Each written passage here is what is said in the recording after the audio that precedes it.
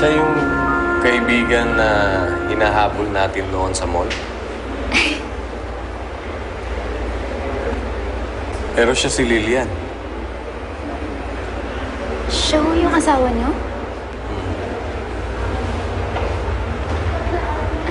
Maylin, anak. Lilian, siya si Catherine. Hindi siya si Maylin. Sinungaling ka. Si Maylin to, anak ko to.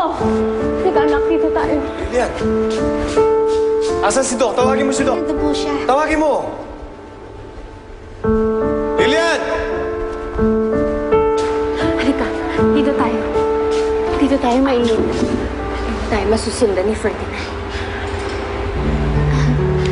Anak, kayo pala yung nanay ni Maylin? Oo, anak. Ako ang nanay mo. Ikaw si Maylin. Aling Lilian, hindi ba ako yung anak mo? Ano ba yung mga sinasabi mo? Ikaw si Maylin. Ikaw ang anak mo. Hindi po. Maylin, huwag ka maniniwala sa mga sinasabi sa'yo ni Ferdinand. Alam mo, walang gagawin matino sa'yo yung lalaki niya. Ikaw ang anak ko. Ikaw si Maylin. Bakit naggalit sa kanya? Mabait naman po siya eh. Dahil gusto kanyang ilayo sa akin. Maylin, maniwala. Ako talaga ang nanay mo at ikaw ang anak ko. Ikaw si Maylin.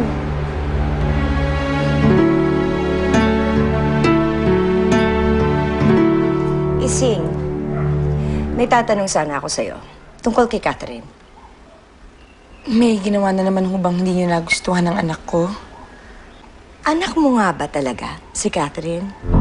Ina nga ba ikaw ni Catherine, Ising? Anong ibig niyo sabihin, ma'am? Simpleng tanong. Hindi mo masagot na maayos. Iibahin ko. Ising, ikaw ba nanay ni Catherine? Ako ho ang nanay niya, ma'am. Bakit niyo ba inuusisa? Wala lang.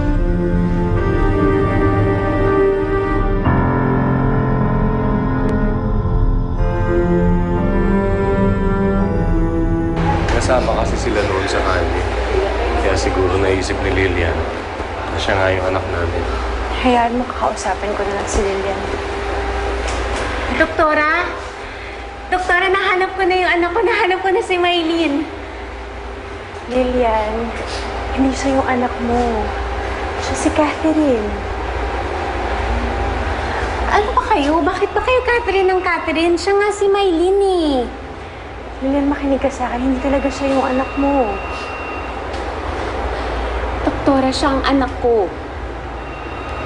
Siya si Maylin.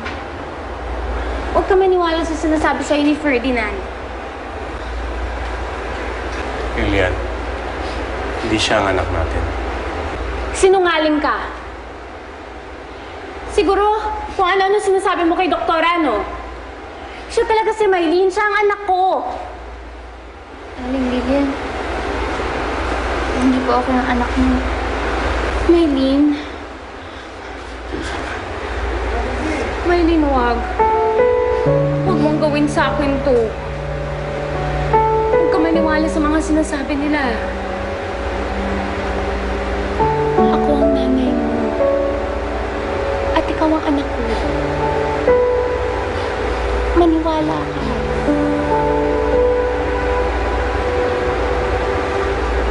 Maylin, matagal na panahon akong nagulila sa'yo. Matagal na panahon na wala akong inisip kung hindi makasama ka. Kaya hayaan mo naman ako. Hayaan mo naman akong ipadama sa'yo ang pagmamahal ng isang tunay na ina. Maylin, maniwala ka na ako ang nanay mo at ikaw ang anak ko. Ikaw si Maylin. Ikaw yung matagal ko nang hinahanap.